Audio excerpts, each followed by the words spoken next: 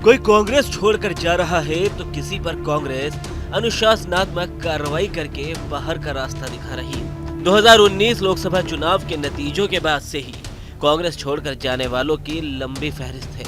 इनमें अधिकतर वो चेहरे हैं जो कभी राहुल गांधी के सबसे करीबी माने जाते थे, लेकिन एक एक कर टीम राहुल टूटती ही चली गई। इस तस्वीर में अब पायलट ही है जो राहुल गांधी के साथ कंधे से कंधा मिलाकर बीजेपी के खिलाफ मोर्चा संभाल रहे हैं। सचिन पायलट और पार्टी में उनके विरोधियों की भी लंबी फहरिस्त कही जा सकती है। राजस्थान में तो गहलोत वर्सेस पायलट वाली अदावत को लेकर आए दिन हैशटैग ट्रेंडिंग में ही रहते हैं। अब जब गहलोत वर्सेस पायलट की बात हुई है तो आपको बता दें कि कांग्रेस के ही एक नेता थे आचार्य प्रमोद कृष्णम, जो कई बार सचिन पायलट को राजस्थान का मुख्यमंत्री बनाए जाने की मांग कर चुके थे। सचिन पायलट के समर्थक और गहलोत के विरोध में मुखर रहने वाले आचार्य प्रमोद को कांग्रेस पार्टी ने अनुशासनहीनता के आरोप में 10 फरवरी के दिन शनिवार को पार्टी से 6 साल के लिए निष्कासित कर दिया। अब आचार्य प्रमोद का अगला कदम क्या होगा, ये तो भविष्य के गर्भ में है।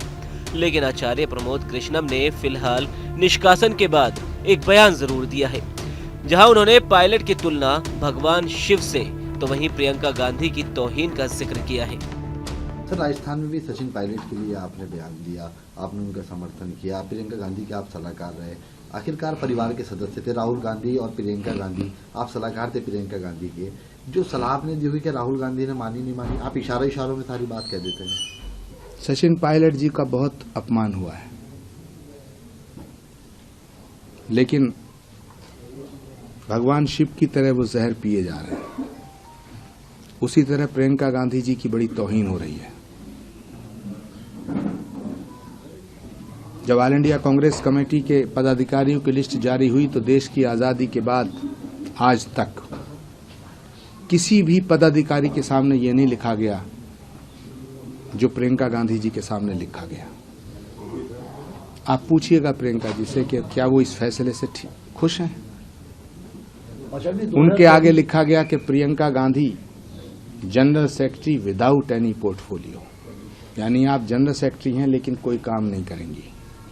पूछिए उनसे, पूछिए प्रियंका गांधी जी से कि आज राहुल गांधी जी की यात्रा चल रही है 1.5 महीने से, उसमें क्यों नहीं जा रही। तो सवाल इस बात का है कि ये जो अपमान किया जा रहा है उनका और बाकी लोगों का, ये किसके इशारे पर हो रहा है, क्योंकि हमारे अध्यक्ष जी तो रबड़ स्टैंप हैं।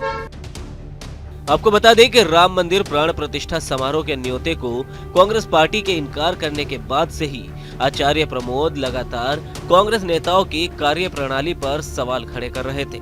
बीते दिनों ही जब आचार्य प्रमोद ने पीएम मोदी से मुलाकात कर उन्हें कालकी धाम मंदिर के उद्घाटन का न्योता दिया था, उसके बाद से ही आचार्य प्रमोद के कांग्रेस में रहने को लेकर प्रश्न चिन्ह लगने लगा था। अब जब कांग्रेस ने आधिकारिक तौर पर आचार्य प्रमोद के निष्कासन का लेटर जारी कर दिया है, तो अब चर्चा यही है कि आचार्य का अगला कदम क्या होने वाला है।